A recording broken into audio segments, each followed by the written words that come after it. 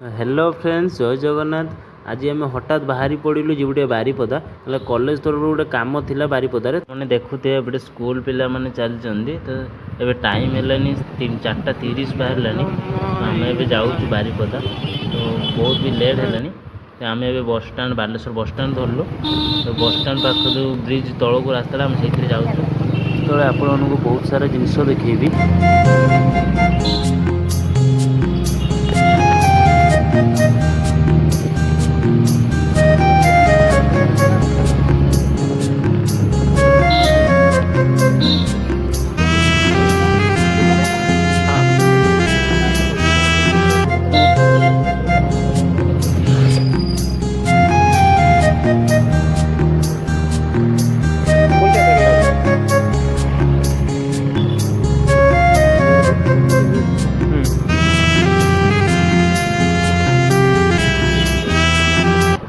तो देखिले सबकि बालेश्वर सबकि बर्तमान भांगिकी पूरा सफा हो गला। मैं ए बुढ़ा पड़ पुल धरी गले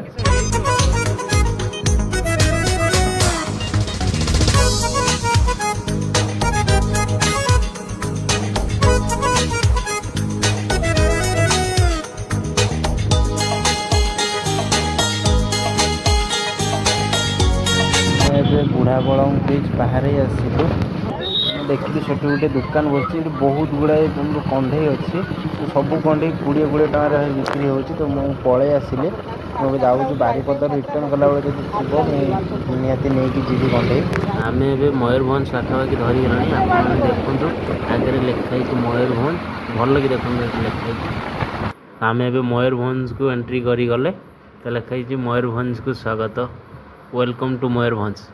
तो आम ए मयूरभंज पशिगले मयूरभंज मुझे देखी हाथी आउ घोड़ा तो आपण मैंने देखूँ एपटे हाथी आउ घोड़ा चरुची आपण मैंने भल कि देखूँ तो ये चलतु आग को देखिए आगे आहरी कौन कौन बाहर तो आगे चलते तो ये देखूँ सेपटे गोटे भालुटे दौड़ी जाऊँगी आप भल कि देखूँ मझे भालुटे दौड़ी तो मुझे पूरा डरी गली कहली भालू जब दौड़ी आसे आम पाक कौन करा भालुटा आम पाक आसे पूर्व आम जल्दी जल्दी गाड़ी नहीं पलैले तो आप देखुए ए मयूरभंज टोल गेट पाखापाखि पहुँची गलुणी तो ये आपण मैंने मयूरभंज टोल गेट देखिए तो ये आम टोल गेट पाखे पहुँची जाइए तो टोल गेट आम ए बाहर टोल गेट बाहरला मुझे देखुची आगे केमती कौन जगह ये मयूरभंज थे आसती भाई बहुत भल जगह तो मुझे तो भाई थे आसी मत रही इच्छा हो कि ये बहुत भालू हाथी सबकि बाहर मुझे तो देखिली आपण तो मुझे भी देखिली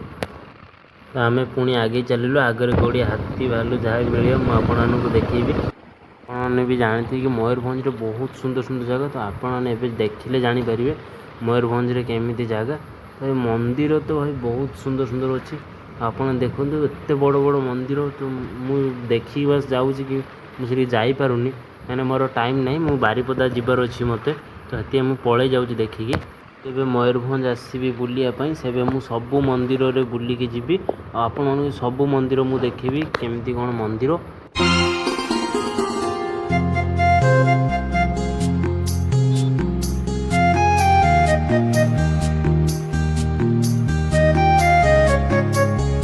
आपण मैंने तो समस्ते कला हाथी देखी हेले मु आपण मानू कला हाथी सह धला हाथी भी देखेबी आपण मैंने देखूँ एपटे धला हाथी और कला हाथी सब रास्तार छिड़ा होती देखिए आउ तो बहुत हाथी मैंने से तो पड़िया चरुँच मयूरभंज जिले में हाथी मैंने आजिकल पड़िया चरुँच रास्तार बुलूँ तो आम देखुवे आम केते हाथी एपटे देखूँ आम आम आगे गोटे हाथी चाली चाली धला हाथी जाऊँगी आमको डरिकी से बोधे दौड़ी पलैला आम तो ये मयूरभंज जिले में धला हाथी कला हाथी देखी सारी एवं आगक जाए देखिए आगे कौन देखुचे अरे आगे देखूँ समस्ते आमर हरिणी सब जाऊँ तो विभिन्न प्रकार रंगर हरिणी आपण अंत के देखी नथिबे तो आज देखूँ हरिणी सब एवं चरवा को जाऊँ आपण मानक हाथी सह हरिणी भी देखीदेली एवं आगक देखिए कौन आसूची एवं देखूँ बाघ आसूची अरे भाई बाघ आसूची आम भी भाग जल्दी जल्दी भाग आम कुछ समझे दया।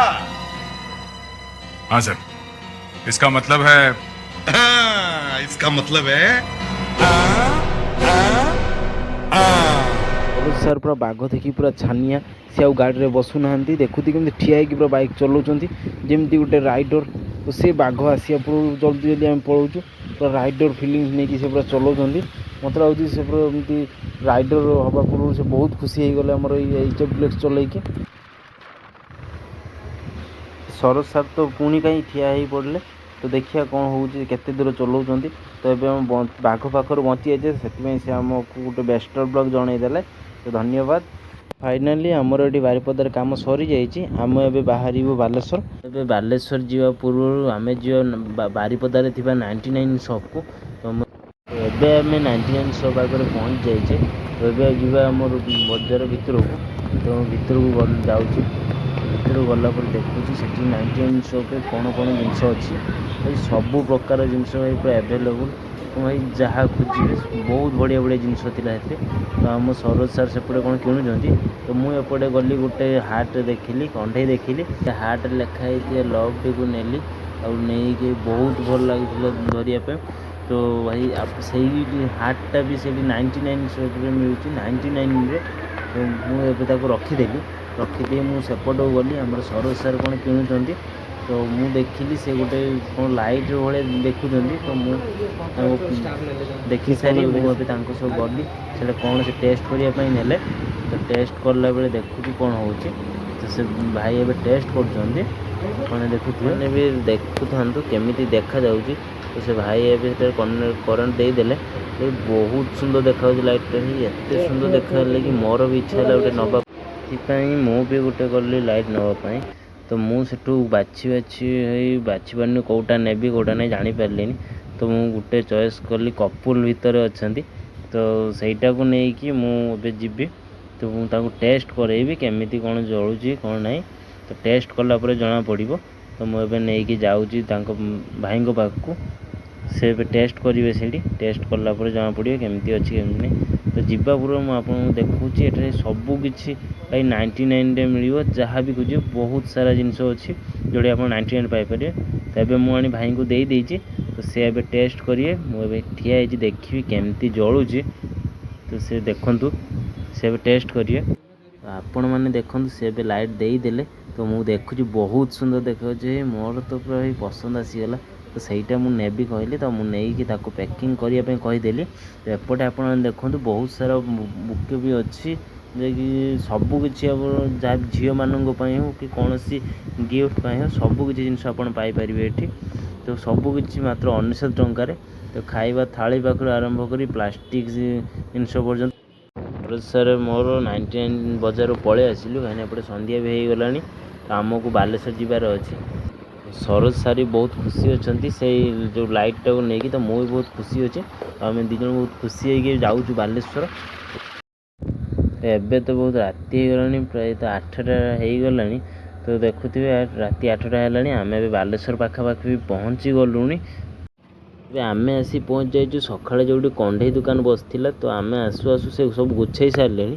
ତ ଆମେ ଆସିକି ଯାଉ, ସେମାନେ ଥିଲେ, ଆମେ ତା ଭିତରେ ଜିନିଷ ଅଣ୍ଡାଳିଲୁ, କ'ଣ କ'ଣ କଣ୍ଢେଇ ଅଛି କ'ଣ ନାହିଁ ସବୁ ଖୋଜି।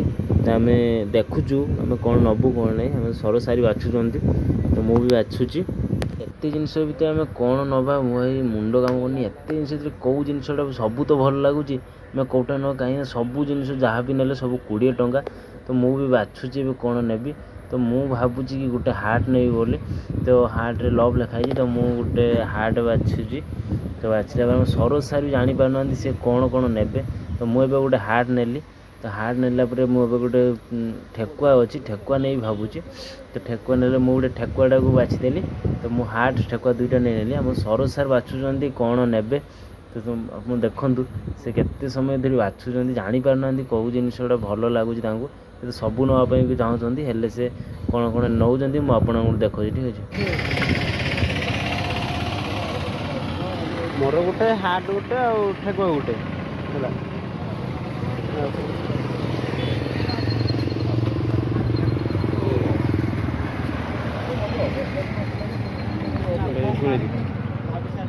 ମୋର ତ ଏଇ କମଳା କଲର ଠେକୁଆ ଗୋଟେ, ହାର୍ଟ ଗୋଟେ। ଆଉ ଗୋଟେ